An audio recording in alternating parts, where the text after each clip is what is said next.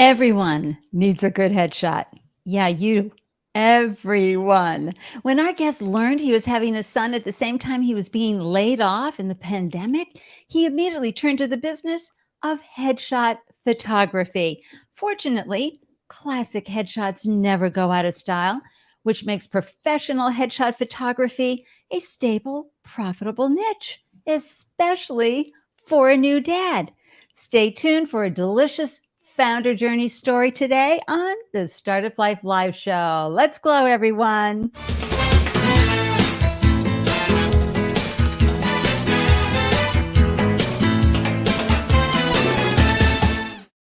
Hello and welcome to the Startup Life Live Show. I'm your host, Ande Lyons, 4 times founder and startup champion to founders around the world. And after raising 4 businesses of my own, I have a really good idea of what you're crawling through every single day and the problems that you're facing and the solutions that you're looking for your business, which is why I'm so grateful you carved out time to tune in and up your founder game, because as you do better, that's right, your business is going to do better. And there's no preparation for this role, right? You step into that founder or sit into that founder seat, and that's it. You're going to have to figure out a lot of things on the fly. And some days, yeah, you're popping the champagne, and maybe just a couple hours later, you're crying into the champagne. That is startup life.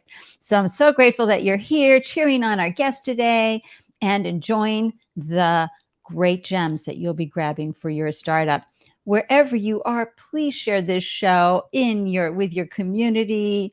Click on the like button. Make sure more folks get aware of how this show flows, because that way we can reach more founders and help more founders with their journey. If you're watching from YouTube, please click on that subscribe button. And to receive an alert whenever I post a new show, hop on over to the Startup Life Live meetup group. That way you'll get a deep dive into all the guests that we have. The link is in the show notes, but this is a wonderful way to go, a tech company, health tech, femtech, photographer, how did they launch and build that business? I have a few Andelicious announcements for you. As always, we start off with Arlen Hamilton's Academy. Arlen's Academy, hop on over there. She is always updating and adding wonderful information that will help you with your startup. As she says here, everything you need to know about launching a successful business all in one place. If you have a healthy home tech business, I got to tell you, there's a great startup challenge that Carrier is offering. And as you can see here, it's inviting startup companies and founders to submit their ideas and solutions for an opportunity to shape the future of healthy homes. And they're giving away money. Okay, folks, it's always great to get cash in your business that you're not giving equity away for. So check that out. Links are in the show notes. And speaking of raising capital, Scroobius, okay? Come on, go to Scroobius.com. It's human first fundraising. They help you create a pitch that will finally get you funding. And they've got an opportunity for investors to kick your tires, so to speak. So it's a wonderful win-win, very affordable. Use my code Andy15 when signing up for their services.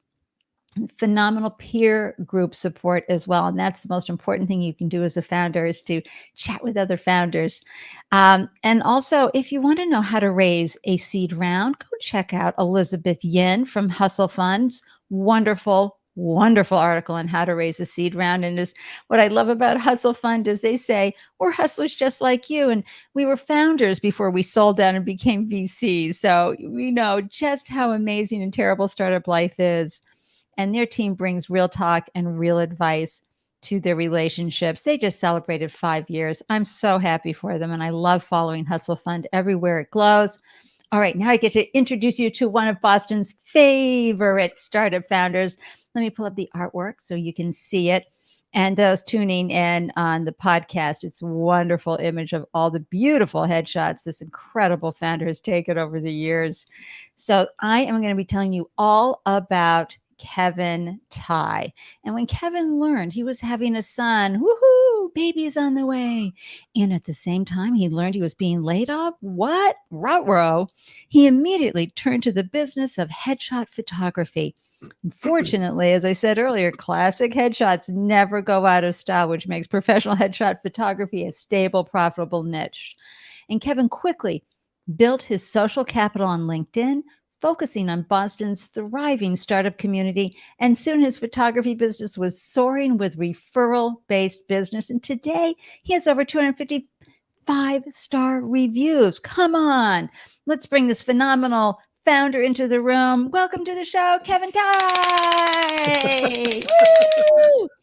Hey, Andy, thank you for having me on. I love this. Oh my gosh, everybody, I'm going to pop them up on the big screen here so you can see. Look at all those beautiful, amazing headshots behind Kevin. Oh my gosh. Let everybody know where you're sitting today. I am sitting in my Malden studio, which is a city just north of Boston, Massachusetts, in the U.S. That's great. Well, I know Kevin, of course, because in the Startup Boston community, we all get together and we share stories and we promote each other and add wind to each other's sails. So I'm so happy that Kevin could join me to talk about something that's really important, because life is filled with unexpected moments. And you had the joy, right, of your son coming into the world, first time dad, yay. But then you're like, oh my gosh, how am I going to provide for him, right? Absolutely. So Absolutely. I think that's every parent's nightmare. I just want to remind folks before we dive into Kevin's amazing, amazing story, be sure to amplify your startup. Share your business name, one-liner, and website URL in the comments, and we will showcase and celebrate your wonderful work live during the show, because we get a lot of replays here. Okay, thousands on my YouTube channel and hundreds on the podcast. So it's always great to do that. And if you have any questions for Kevin, pop them into the comment threads. Keep the conversation going. Add your glow to the conversation. So that way we can say hi and cheer you on. And here's a great example. It's Mia Voss tuning in from Denver. And you know what happens when Mia's on the show, everybody? That's right. I get to do this. Amplify her amazing podcast, Shit We Don't Talk About with Mia Voss. Go to shitwedon'ttalkaboutpodcast.com and you will hear the conversations that you want to be talking about, but often aren't. Thanks for tuning in, Mia Voss. Woo woo. And then Ruth coming in from Nairobi. So happy to see you. And she greets everybody. As it says there, she's saying, welcome on board, Mia Voss. Okay, so Kevin, I can only imagine what it must have been like, the excited first-time dad and then being laid off. How did this compel you to launch your headshot business and become an entrepreneur instead of going to find a job somewhere else? Yeah. So before I was a photographer and running my own business, I was a teacher for about 13 years, teaching international students. And funny enough, I just received my master's degree just a few years before. So I really worked hard on becoming a teacher. But I taught international students. And when the pandemic hit, before it even hit hard around middle of March, that's when a lot of people started getting laid off because nobody was coming to the United States. There's no more international anything. And in May of that year, my whole company shut down. We had like 7 schools all over the world. And at that point, I had to figure out, like, do I want to continue to be in this industry and fight for it, and maybe even public school, universities, or just completely pivot and pursue this dream that I've kind of always wanted to do, but never really had that time, right? Because as a teacher, we're teaching all the time, preparing for all the students. Absolutely. It doesn't give you any time to think about your dream. So how did this dream come about? Were you taking photos when you were a kid? Was it something that you were introduced to as an adult? How did this dream start to percolate inside you? Yeah. So I graduated from college, and then I went straight to Korea to teach international students, to teach Koreans. And it got kind of lonely. So my friend recommended a Nikon camera for me to get, and I started taking pictures of my toys. So if you go to Instagram.com/Mr. Kevin Tai, MR Kevin Tai, you'll see a lot of my Lego figures, my plastic figures, my stuffed animals. And I just started taking pictures of them, using a desk lamp, using some flashes, using some like different, just whatever had tinfoil. And for about, I don't know, 7-10 years, that's all I did. That's all on Instagram. Little tiny Lego figures and toys. Oh And my that's when I gosh, learned how to do it. that is so much fun because you could get really creative with that too, right?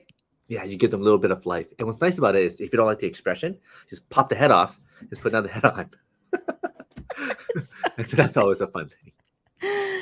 So this is, so you were very familiar with the camera, but it's one thing to love taking photos, whether it's landscape or toys, but it's another to say, wow, I've got to figure out what lane I want to be in. So when life told you, Kevin, here you go, you're going to have to make a decision here. What's it going to be? You raised your hand and said, headshot? Headshots. Yeah, very specifically Why? headshots. Why? I knew that I did photography just in the beginning as a fun thing, right? So I got a second camera back in about 2018, and I just started taking pictures of people. So I was moved away from the toys and people, and that was fun. And as an introvert, I'm always scared of events. So events wasn't a thing. Family photos is like a little bit scary because lots of people. And with headshots, for me personally, it was a way to connect with each person individually, and that was really nice. So I get to know them. I get to experience what they experience and learn about how they grow and what makes them tick, and learn about their family and get them laughing and going. And that was a little niche that I enjoyed a lot, not necessarily as a business, but just kind of like, this was fun for me as an introvert to get to know someone on a deeper level. Right. And so would you go to it? And I can imagine as an introvert, if you have a camera in front of you, right, and you're just being an observer, which is what you do naturally, it made it probably safer for you to be at a networking event, perhaps? Yes. Yeah. So one of the first things I did was I did a lot of networking back in 2019, just as a way to just get out and have fun. Well, away from being a teacher, promoting the business, but more as a side hustle. I call it Disney World money. So $3,000 Disney World, it's wonderful.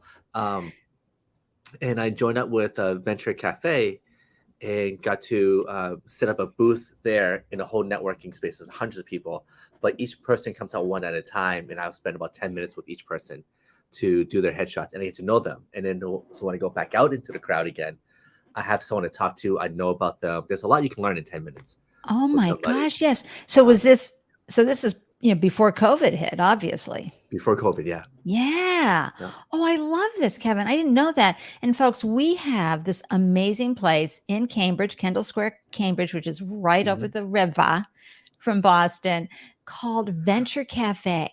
And it's a big, wonderful room where they're serving beer and you can get food and you're meeting with other startups and they have different events there. It is such a beautiful community.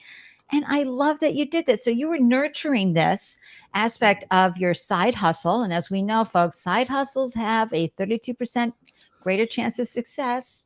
Just saying, because you figure out a lot of things before you get there.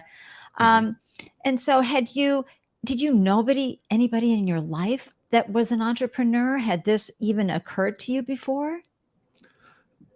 So my family it's a family of refugees. And my father was the first one to come over to the United States on my father's side of the family. And then that each family member comes over, we try to help each other. Oh, that's and we try to give each other housing and starting businesses, because they knew that creating your own business is the way to success, because you get to control everything that's around you.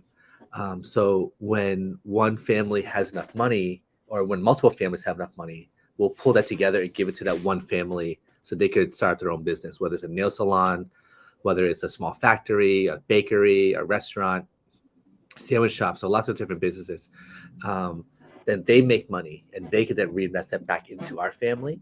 And so there's a lot of people in my family. There's probably a couple of dozen, probably total now over 100 people just in Massachusetts. Oh my gosh, you were doing crowdfunding before it was happening. Yeah, it was all friends and family for them. And so this was always a thing for my family. And it was never a surprise that I would go into. It was always a risk. So it's always a risk, but it was a surprise that I wanted to make my own business. Yeah. Oh my gosh, I love that story, Something Fierce, Kevin. Talk about community, adding wind to your sails and opening doors for you and showing how collaboration can lift other folks up and give them opportunity and a chance and, pooling your funds that way, pooling your resources. I love that. It's a beautiful way to be. How, when you transitioned from employee to employer, business owner, entrepreneur, how did your spouse, your beloved, respond to this? Because it's not for everybody, right? A lot of people that just scares them something fierce.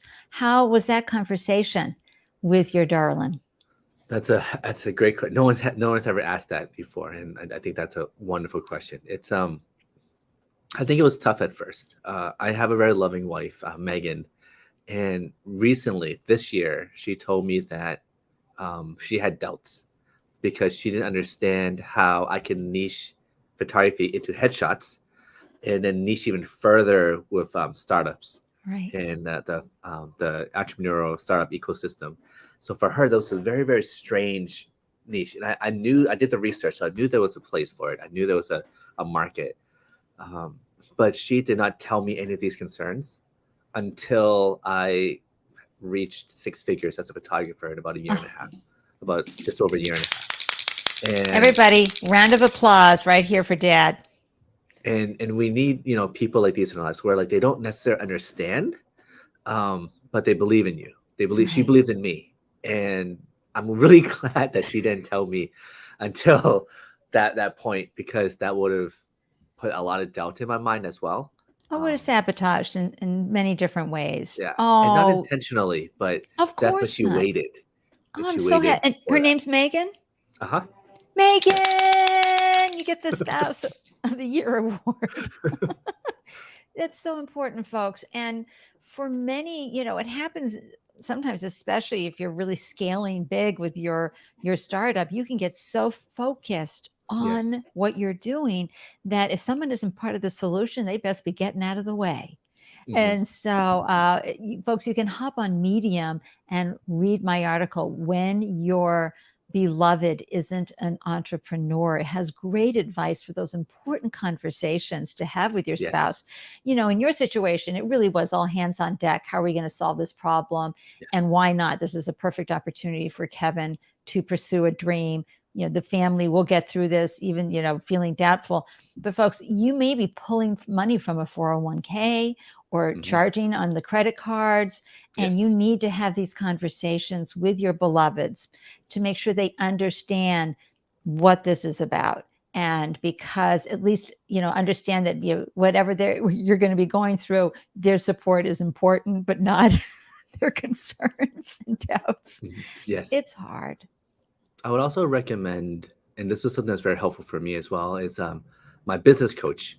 At the time, we worked together for about 6, 8 weeks, and specifically trying to figure out there's something amiss.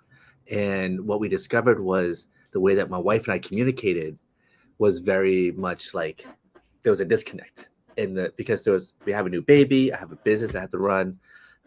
She still had her full-time job, and we couldn't coordinate our schedules. And I think that's one of the things is, as entrepreneurs, we work all the time.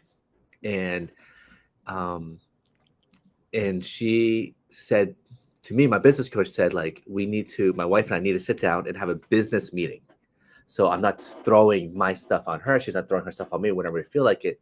So we created a meeting a week in advance. We laid the ground rules and the topics that we'll talk about.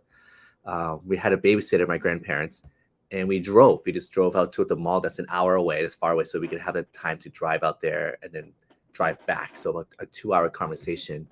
And that's when we kind of hashed a lot of things out. So having Oh, a family, it's okay to have outside help, whether it's a coach, whether it's a therapist. I think that's always important because there's things we don't know until we know, and that's what the specialists are for. yeah. That is so brilliant. Folks, I'm having an Andelicious moment right now because this was so powerful.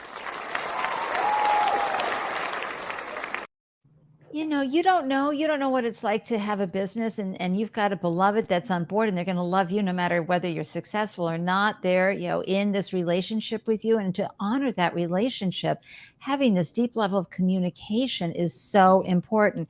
And I love that you were able to get out of the house. And folks, I don't know about you, whenever you go on long trips with your darling, but I know for my husband and I, 37 years we've been together, but we've had many really good quote hashing out moments in the first 30 minutes, get it all out, and then we're back to lovey-dovey.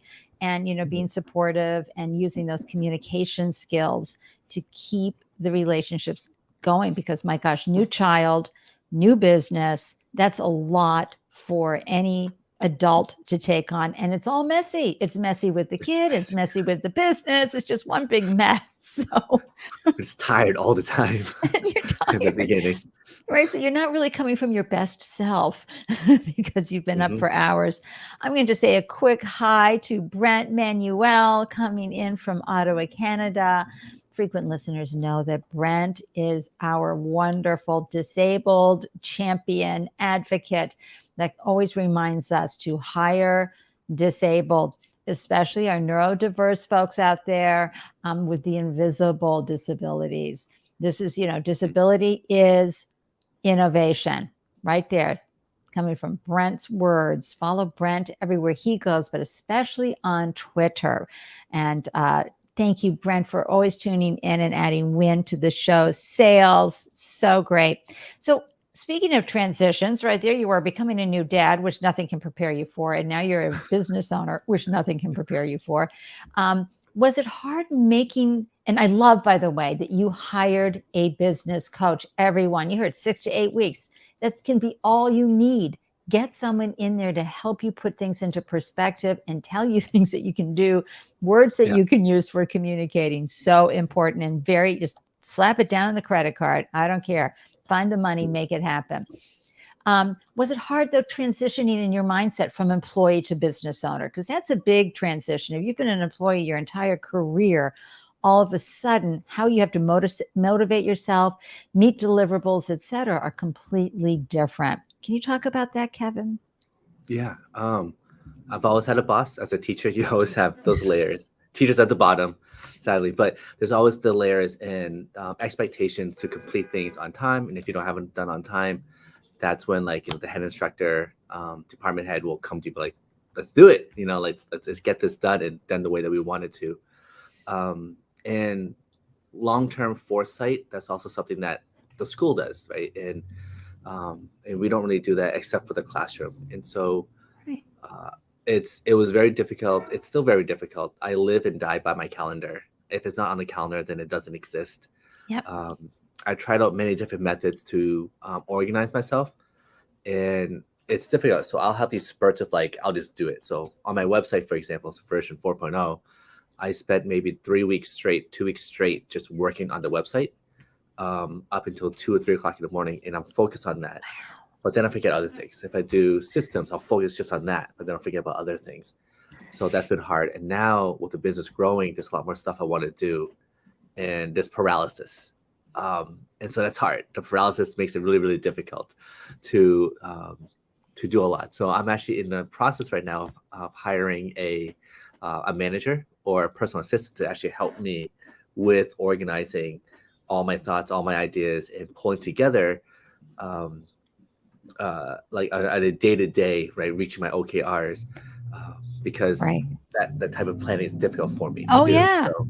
We had Janelle Jones on the show. I mean, she made it very clear how important that is, because you need the systems and procedures, right, Kevin? You need someone, because again, you are there to deliver. You're working hard in your creativity. You're there making sure the customer experience is going great. And then everything starts just becoming overwhelming. And you can, again, made an outstanding decision. Bring someone in. It can be a couple hours a week, folks. It could be 10 hours a week. They don't have to be an employee. And you bring them on board and let them take a look at your system with their eyes and their beautiful brains that are made to put things into systems. I bet you learned a lot, right? Or yes.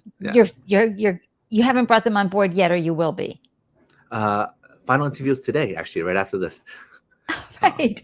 But So yeah, that's such a big decision. You're going to go, oh my gosh, I never thought about that. When someone comes on board and starts organizing things and streamlining things in a way that frees you up to have more mhm, time to create that great customer experience, see how you can add revenue in different ways. I yeah. love that. And congratulations again on that, making a wonderful decision. So, how did you get good at being a portrait photographer? I know you've been practicing for years with your Nikon on the toys and then locally, and you got better at that. Yeah. What kind of things did you do? Because you were going to need to go out there and prove your value prop, but you had to first make sure that your value was going to meet people's expectations. Yeah, absolutely. So coaching is always an important thing, and then mindset of how you approach your art is also very important. So I'm part of a group called the Headshot Crew, and it's an international group of people that specialize just in headshots. Run by Peter Hurley, has a very specific style of headshots that you see. So my work is based off of his style, Yeah. and So when Kevin, so yeah, folks tuning in can go find this and join yes, this group as well. you join the group, and if you're actually looking for a headshot photographer, the Headshot Crew you can find if you're in Mexico City, for example. You can type in Mexico City and find a headshot photographer locally where you're at. I'm working on an organization where we're shooting in 3 different cities, 2 countries, and I'm not going to go to Ireland. um, so there's another photographer that's out there who can match the styles that we have all together. So we're a That's group that great. work to each other all the time as a business and help each other to be successful, because if we're successful, they're successful because we can expand work internationally. Yes. Oh, I love that. That again, because folks, the beauty of having these conversations with founders like Kevin, and then he's sharing these wonderful gems about how he's building his business. I know someone's going to tune into this show either on the podcast or the replay video and go, that's been my dream for forever, but I've been afraid. I didn't know what to do. So this is wonderful step-by-step advice. Thank you for that, Kevin. And so, Kevin, also you had to do what every company has to do, startup has to do, which is to prove your value proposition. So how Mhm. did you choose to go into the Boston startup community? I know you had dabbled in it before COVID hit and you got laid off. What was it about that community versus the insurance folks getting together or the legal folks or the sports, becoming a family photographer or a wedding photographer? Why did you choose this customer segment? Yeah, absolutely. So there's a lot of, when I first jumped into it full time. So around, like, I think like April, May of 2020, after I got laid off, and I'm just really doing competitor research, um, looking at what all they're doing, looking at the type of people they have on their website, looking Yeah. to see their marketing, who they reach out to. Uh, they're It's just trying to find and to do things that are different from everybody else. The startup ecosystem, just because I love startups, I love the stories. Everybody's just really energetic and excited, and they have a love of something that they want to create. So I love that. Uh, but when I'm looking at building a long-term viable business, um, uh, when I'm creating headshots, it's not just a headshot that's really good. So a lot of photographers will just show a headshot like, boom, here it is, all done. I'm awesome. I'm beautiful. I did all this work. I'm awesome. But with entrepreneurs, what I'm able to do is grab them when they're at the very, very beginning of the startup phase, where they just do their friends and family rounds before they have a big company yet. And when I listen to them and I hear their stories, I get to not just post a picture of them, but then also tell the story of how amazing they are. And I get to elevate them. I get to elevate who they are and who their essence is, which is the mission of my company, which is Right. to show everybody in the best light to people who matter to them. And that helps with the marketing, where people don't Yes. resonate with me, the photographer. They resonate with the people that they see, um, that with that headshot, Yeah, and they those team resonate with the photos. story. They resonate with the team, the group. They resonate with the struggles of them, their successes. And from there, I was able to build my community by connecting with the people on LinkedIn that loves them. And so I grew from about under 1,000 people to about almost 5,000 in about 3 years, because of just continue connecting with the people that cared about the same thing that the entrepreneurs cared about. Yes. because I have a disadvantage over everybody else where they've been shooting for many, many years. I had to find a way to, what Seth Godin says is to create a tribe, Yes. and to create a community of people. Or Chris Do talks about don't create uh, clients, create an audience and people that want to listen to you, want to share in the success of not just you, but of everybody else. And so the entrepreneurship community, the startup community is full of those amazing stories of people Right. that that's just motivational, inspirational. That's right. And what you're doing for them too, because this is an important thing. These are founders who may have never been a founder before, and they need to step into their founder authority. Because Mhm. you know, founders, you are the owner, the CEO. You're the very important role in your business, and you need to up your game, including how you're being presented to the world. So you want to make sure that you have your authentic self coming through in a wonderful photo, but you need to also look like what investors like to invest in, Yes. right? And When I or was at people a like to couple, buy from. Mhm. Yeah, when I was at a couple of pitch meetings or pitch events, these wonderful like first time entrepreneurs had these amazing solutions. Like one of my favorite was a smoke detector for people who are deaf. I was like, that's so cool. It's like a recent college kid. I was like, I never even thought about that because it's not in my worldview. But they're Right. always thinking of ways to improve the world. But his headshot was at the end of the slide, end of the presentation was a selfie. And I just walked up to him, actually walked up to the organization, was like, let me help all these first time entrepreneurs um, really represent themselves at the best of who they are so that people remember. That last slide is what they remember. They take a picture of it, you know, Instagram, the Right. QR code, the Right. headshot, the website's all there. That's what people take a picture of. And they take a picture of that headshot too. So when they go back, they remember the person again and again.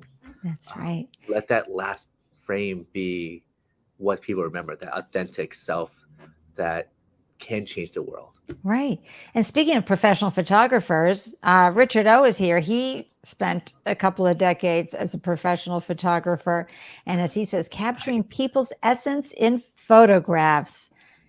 Yes. And that is what helps them get more talent into the organization, right? Get the Yes. right talent into the organization, get the right investors, the right customers and clients, because people, will see this and go, "Ooh, who is this person?" And yes, it's always an emotional buy, whether you're coming on board as an investor or a new team member or as a customer. What a gift you are. I mean, you're the gift that keeps on giving to folks as they, entrust you to take the right photo for them and for, where they are envisioning where they're going. And so you found your customer segment and, Yeah. and I think this is how you differentiated yourself from other photographers is that you created a meaningful experience, right? Yes. Yeah. And so when you first launched fully as Three Circles Studio, what did your Mhm. customers teach you? What did you learn that helped you pivot, bring a better customer experience? What did, our customers, when we first launched, folks, teach us so much. And from days ahead, they will always be teaching you better Yes. things to do with your business. What did you learn, Kevin? That we just have to be thankful for them. It's actually part of my core pillars of the values of my company is the customer. We need to always be grateful and thankful for all our customers, um, because they're the ones who gives us the opportunity to make the money and support our families. So any employee that comes in needs to be able to recognize that. And there are times where I have not learned that, or I had to learn it the hard way, where I think a lot of times we are like, we blame the customers for their mistakes. So an example would be when I had a customer once who showed me a picture on a website of like, this is what we need. And it's, belly button up. I usually shoot chest up, but he needed belly button up because that's what they saw. When he delivered that picture to his company, when you click on the picture on the website, it actually went down to the knees. So it's a 3/4 body shot. And he he emailed, he texted me, he was really angry, and it was like, you messed up, Kevin. What are you gonna do about it? And I was like, oh, no problem. Yeah, just come back in and you just pay for another session. Like that was my policy. You just buy another session. And he was so angry at me and just was like, no, I want a refund, blah, blah. And it's just like, and then I got angry back at him, and I wrote an angry email back. And my mentors at the headshot crew, I was like, you could have just brought him in for 5 minutes and shot him, and it would have been all done. And it's thanking for his time. Like, you're spending more time angry at this customer. You spend more time fueling this anger at your customer who gave you a lot of money, when you could have just brought him back in for 5 minutes, do a free shoot. You already know what he looks like. You already know what his suit is. You already know how to get his reaction. Just come in, re-edit, retouch it, give it to him, and you're all set. And that blew my mind. And so, like, no matter what the customers are, whether they're coming in late or they are no show, or they don't like their pictures, or they want extra editing to extra Photoshop, let's say, on their pictures, it's just, yes, let me do that for you because I care about you, because you are important to me, as opposed to like you're making my life more difficult. No, it should never be about that. And there's other stories as well. But I had to keep learning that over and over again. And to where I'm also putting into my standard operating procedure, so that any employee that comes in needs to know that they are the most important people out there, and that we are serving them. They're not serving us. Oh my gosh. Oh my gosh. I'm going to have a moment here with Founder Journey. Here we go.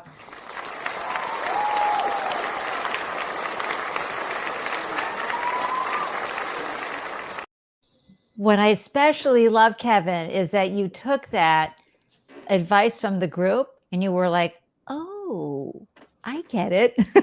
Because we do. It's very easy to become defensive.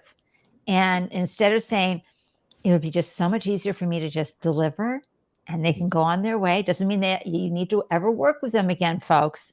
But if they're really difficult, but in this case, that was brilliant advice. And I am especially grateful that you shared that to help folks know customer experience is everything. And that comes back to your comment, really grateful for the customers, for the audience, for the community. And folks, you hear me say this all the time. Seth Godin's quotes, we love Seth, which is, sure, it's been done before, but not by you and not for us. And that's a real differentiator when you bring anything to market. It's what keeps folks from stealing your idea, or you being worried about them stealing your idea because they're not you.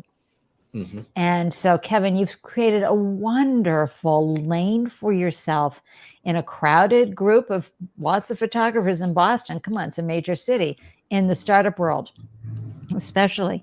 And so I love that you learned from this, and then you just shared that beautiful piece of advice for us.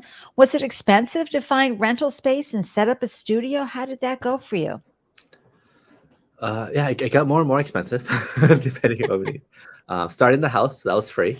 But I had to move all the furniture in the living room. When the pandemic hit and I had a kid, my wife was pregnant. My wife was like, we can't have people in the house anymore. I was like, dang it. So I found a place that another photographer, he does a different style of photography. He does boudoir. And he rented out the space for, actually before that, I had a friend who ran called 9 Tailors, wonderful custom suits in Chinatown. And she offered her store once a week, every Sunday, for me to just go in and shoot. And that helped a lot to just continue shooting in the fall of 2020, in the winter of 2020.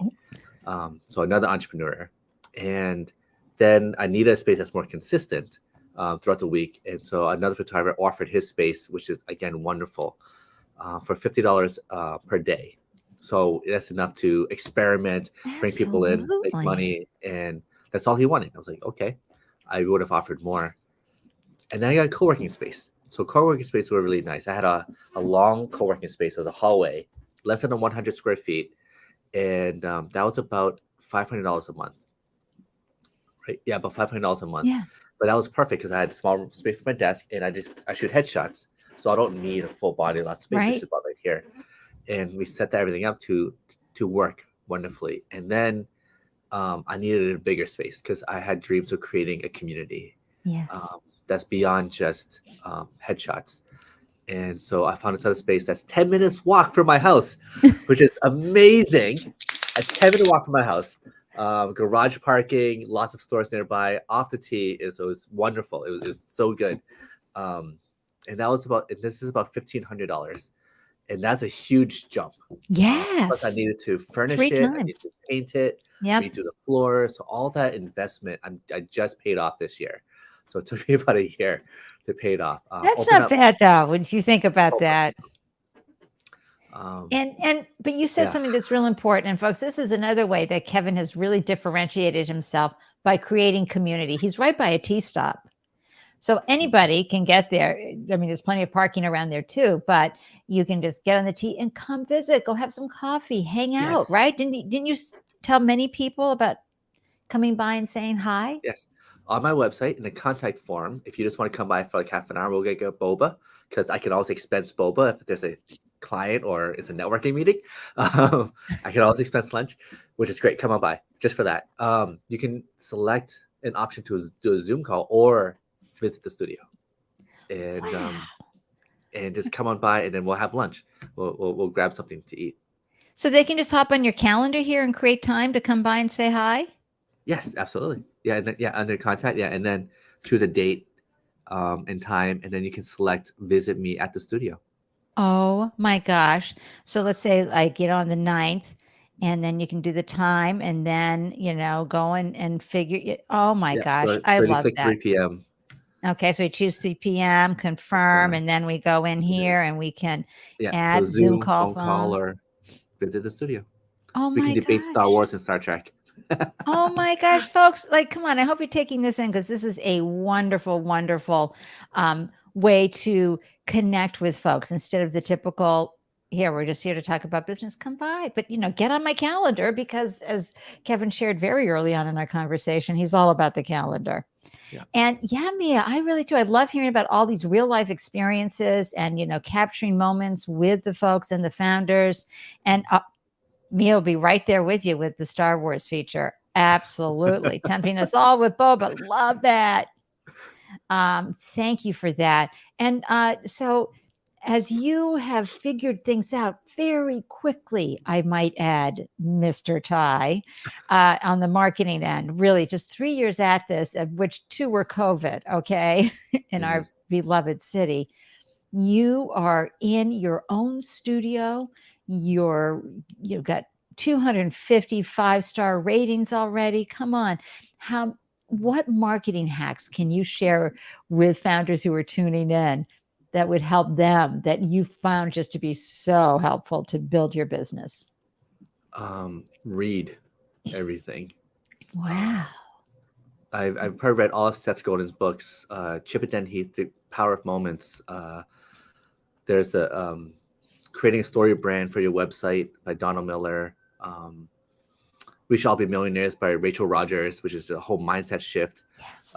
Books on telling stories. So Made to Stick has a 6-point source. So all my Instagram posts you'll see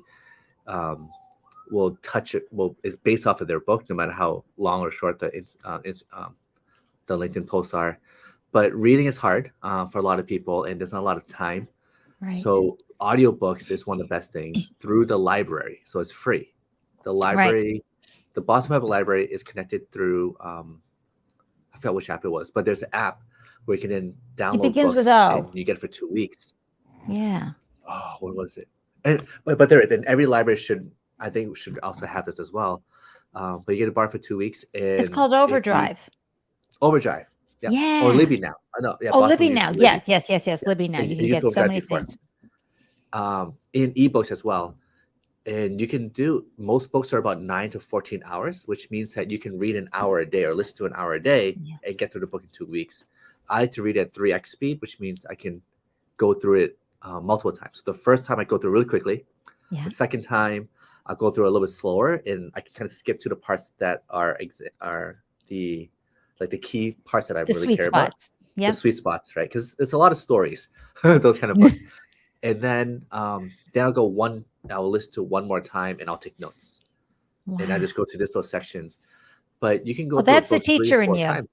That's the teacher in you, because you know that you have to hear it a few times before it really sinks in. Yes. Yes, and they have to take notes. They have to apply it, Yeah. or talk about it. And Right. so there's communities that you can, if you get a book club with somebody and you listen to a book, then you just talk about each of the chapters and what you like, what you don't like, and you internalize it, and then you apply it to yourself. Not everything that Seth says I apply, but a lot of it I do, and those are kind of things you want to figure out as you go along. But And you I probably test and read you about, experiment, right? You yes, know, you try a thread on LinkedIn, you and it didn't stick too well. Maybe I'll try it this way next time, right? Yeah, because it's totally cool. Like I probably read about 50 to 75 books in the last 3 years. Wow. And some books multiple times, Yes. and some books that are I can't put into my Libby app to say I've actually read it, so probably even more than that. Oh my gosh. It really, and this is why you're so successful in a very short period of time, because you took in the information, you got yourself a business coach, you really practiced what you were preaching and got out and communicated even online in a way that people felt connected with you. And even during the times of COVID, folks, headshots had to happen. You're still having to market, you're still having to bring your product or your business to life. You have to be the selfie or the screenshot during Zoom is not going to be enough. So I love that. And how did you figure out pricing? Because pricing is all over the map when you go to hire a headshot or portrait Yes. photographer. I've never seen anything like it. What did you decide? How did you decide it was a good price for you to charge your customers for where they are? It's what the market told me. So when I first started, it was $50 on Craigslist for 10 pictures that were very bad. It was unfocused, and then I just keep on increasing the pricing. And in 2021, I was 125 per picture. Mm-hmm. In 2020, I was $100 per picture. And I choose per picture because what that is part of the customer experience. So rather than you have a package of, let's say, 5 pictures, and you come in and you just get those 5 pictures and you're all done, it's you come in, even if you want one picture, I don't know how many pictures you want, but if you come in and we're just working towards the best version of you and getting your vibe, whether it is super serious, or you want to look much more confident, or you want to look older, or you want to look younger, or you want to be more friendlier, we're constantly working towards that, those pictures. And even if we're together for 3 hours and you buy one picture, that's still a success because we got something that you want and you need. Right. And then of course people buy more, and that's great. And so it's a very simple, like, the session fee and picture fee. Yep. Because you also don't know how many pictures you want when you come in. That's right. And I don't want to lay it on you. Right. That's right. And so and people are used to that. If you've ever had to hire a photographer for anything, your wedding, graduation, whatever, you've had to hire one for the kids, the kid photos. Yeah. You know that you're paying for the sitting, the shoot, and then you decide which portrait, which photo is going to resonate with you and what you want to do. I love that. Thank you for, again, being so transparent. What advice do you have? Like if you were to be sitting down with somebody who's new to your headshot group, mentor group, what advice would you want to give them that would really be the most meaningful for their new photography business? As a business, it's very important to treat it as a business. I've had many talks with other photographers who treat it as an art, which is important. Art is very important. I would say that most people don't know the difference between a good headshot and a great headshot, and that's okay. Like I don't know the difference between good sushi and amazing sushi, and that's okay. And so we want to do something as a business that gets people to love us and to talk about us, and that's not the photo. What gets people to talk about you and to remember you is how you made them feel throughout the entire session, and that's customer service. And that starts when they're at the website. It continues when they're in the sales process. It continues in the follow-up emails. It continues in the relationship that you're building during the session, and then when you deliver the pictures, and then the follow-up after the pictures. That entire line, you have to kind of write down of what you want the person to feel, to think, to expect, so that they are with you along the journey the entire way. And that's when they will write about you. And that's when they'll give you the reviews, the 5 stars, because they're going to remember something. And every moment that you interact with a person should be that something that they would want to write home about. Um, Ah, and the picture's there, the picture's fine, but it's the idea of treating it like a business, and the customer's journey um, is what is going to differentiate you from everybody else. It's going that's to make you right. successful. And it's going to make you successful in how you feel about what you're doing, right? Because you're in Yes. alignment with your own compass, your own North Star, right? Hmm. Oh, Yeah. that's so good. So you've shared with us, folks who've helped you, some great resources, all the ins and outs of launching a portrait photography business, a headshot photography business. What does success look like for you today?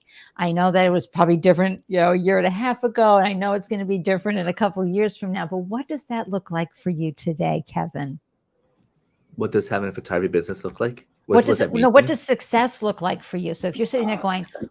success, like nailing something down, or whatever, sometimes it's a feeling, sometimes it's Mhm, an outcome, sometimes it's just being on the journey. mhm. What would feel successful to you right now? Success for me is to be able to get emotional about this, Yeah. is to be able to Good. spend time with my kid, Yeah. and turn everything off. I was at Disney World for 2 weeks, 9 days at Disney World, 2 weeks in Florida, 9 days at Disney World, and I probably a total of 2 hours of work, like work during that time with people. Wow. His my son's birthday, his 2-year-old birthday was this Monday. This entire weekend was just Oh, spending time with happy him, birthday. What's his just name? traveling around, walking in the grass, just eating boloco, and it's the idea of success is just being time. I mean, that's what the dream of every entrepreneur is you work really, really hard, not so you can spend your retirement money in retirement, and so it's working really hard now so that we can create the life that we want. And for me, it's because my dad, I'll talk about my dad coming in as a refugee. He was the OG Yeah. hustler, and Right. he would work 16 plus hours every single day, and I never got to see him. And it sucks, but it's not his fault. It's not like his fault. No, no, he It's needed to because he was provide doing for his absolutely everything family. he could for the family that had nothing. We had nothing Right. coming in, right? And so to be able to be like, I can now, because of what he did, what my dad did for me, I get to spend those days, those hours with my son, and be there as he grows up, as he learns new words, as he builds his personality, and I get to be a part of that. I get to imprint that. Um, Oh, Kevin, so honoring yeah, of your dad too. It's like this is the legacy, right? That you have carved out a way to earn a living, right? To be happy in your work and also to be able to take significant time out with your family. I remember when you said, put out the LinkedIn post to everybody, hey, I'm off to do this for a few weeks. You won't be seeing much of me. I'll catch up with you when I get back. Yay. And, to be able to honor your dad, is he still with us? yes, yeah, Yeah, so I mean, that's like a big thank you that he worked so hard to give you this opportunity and have you be so called to have a life where you can be more in your son's life and not miss some of those key moments without any resentment toward dad, with a true understanding of what he gifted you and your family with. Oh, I love yeah. that, something fierce. Thank you for that. Um, Ruth, yeah, the customer experience is everything. You're absolutely right. And Richard O, talking about having kind confidence in portrait work. That's beautiful. It really is. And Ruth, again, how you make the customer feel, customer experience, because it's the Maya Angelou quote, right, Kevin? People don't Mhm. remember what you did or gave them, they remember how you made them feel. And 1000%. you have shared so many beautiful moments with us. Tell us how this journey, it's only been a few short years as an entrepreneur, but how are you already seeing how entrepreneurship has served you both personally and professionally? I entrepreneurship allows me to be more part of the community. It allows me to to invest in the things that I really care about. Um, Rachel Rogers from We Shall Be Millionaires. She wrote in her book, "Money, money for the sake of money. It's not about that. It's wealth. The wealth that we build allows us to take care of our family, to make choices, but also to reinvest back in community and volunteer. I volunteer a lot of my time to shelters and photograph their guests, and so they could be promoted. It allows me to be on the boards of multiple organizations and to really help guide those organizations towards success. It allows me time to be political without actually being political. I can support the politicians I care about by giving them money and giving them my resources. It allows me to be the family man that I've always wanted to be.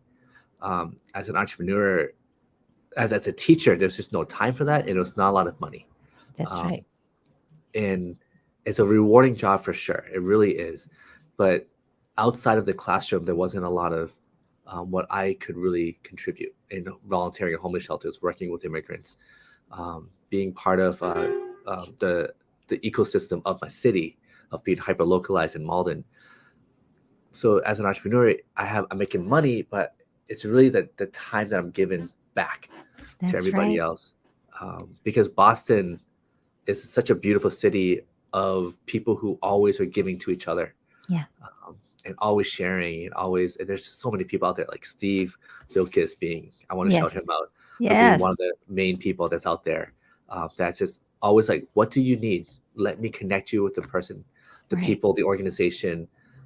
Let's just chat. Let's find time to chat. And he has a calendar. This is like, that we just find an afternoon, an hour just to get together. So, yay, Elizabeth really Hart. She says Kevin is the best. Liz is great. I was on Liz was my first person I did a podcast with. I interviewed with. Oh my gosh! She's the very first person that really helped me to craft my story. So, and she's downstairs from me or upstairs. Even better, even better! Yay, awesome. Liz! Oh my gosh, that being media prepared is so important, but it takes time, right, to pull all of that together. Oh my gosh, entrepreneurship has definitely served you. And I know the information and inspiration and the resources and tools and solutions that you've shared today are going to benefit founders of all types of industries for years to come, Kevin. Seriously, you've given us great advice. Folks, two of the books that stood out, for me, The Made to Stick, but also We Shall Be Millionaires, this understanding about the value you bring to the world, and also understanding that millionaire isn't about, having 3 homes and 2 yachts, etc. It is about the freedom to do what you want to do and where you want to add value and who you want to be and how you want to influence and what sales you want to add win to. It's the whole across the board. And it really is a mindset. And it makes you feel good about sacrificing, other things in your life because you're focused on a specific goal that allows you to do, as you said, Kevin, give back to community and do things that feel really good because you have the extra money and you have the extra time to do that. Well, I am sending a big hug right down 93 to you. Just a few stops down the road, and can't wait to see you in person again because we having more and more events happening. And any last words you'd like to share with folks before I pop you in the green room and wrap up the show? Thank you for doing this and just inspiring so many people. I think this is just really awesome. So thank you, Andy. Oh, my pleasure. And I got to bring up these photos one more time. Look at these faces. Come on, right? Incredible representation. Don't you love the guy with his cheeks blown out like that? That is really, really funny. I love that. Loved every. Oh boy, we've got one of those here. Loved every minute with that. Kevin, thank you for helping people be fully expressed in the work they do. Because you have allowed them to come through in a beautiful photo that just brings out their face, right? It's not what they're wearing so much as what expression or how can we see the soul in their eyes. As Richard O says, the freedom to do what you want to do when you want to do it. Spoken like a true entrepreneur, even though I know, folks, when you are building a business, you have other people to report to, but it's still yours. Kevin, thank you so much. I'm going to pop you in the green room and wrap up the show here. I have to tell you, I'm so inspired from Kevin's story. I love, love, love what success looks like for him. I loved all the incredible resources he shared. And I love too, when we started off the conversation, how he and his wife work together, his spouse work together as a team to make this happen in spite of, concerns or fears or whatever, working the way through it. That is so important as well. So be sure to check out Kevin everywhere he goes. All the links are in the show notes. Let me share with you who is coming up next. Oh my gosh. We are going to be chatting with Ayush Singhvi, and he launched a company called Build to address a gap he saw in software entrepreneurship. Aspiring founders spending hundreds of thousands of dollars on ineffective developers or agencies without receiving a marketable product. So Build is an MVP development company that helps founders build revenue-generating, scalable MVPs for, get this, for under $10,000 and in almost about a month, about 30 days, and using a combination of proprietary technology and pre-built modules. So we're going to have a great conversation because this is one of the biggest challenges so many software founders have in building their MVP. So how do you know whenever I have a new show and new guests like Ayush is coming on, or the delicious conversation we just had with Kevin? That's right. You got to hop on over and join the Startup Life Live meetup group. Links are in the show notes. In the meantime, follow the show everywhere it goes. You can listen to it on Spotify, iTunes, or wherever you tune into podcasts, as well as on the YouTube channel. Catch up on past episodes. The 200th show is coming up on November 8th. I'm just saying, okay, since I launched in April of 2020. So I feel so honored to be here with you. And I'm so grateful that you tuned in to up your founder game. Until next time, I'm wishing you a delicious day everywhere you grow and glow. Mwahs to all.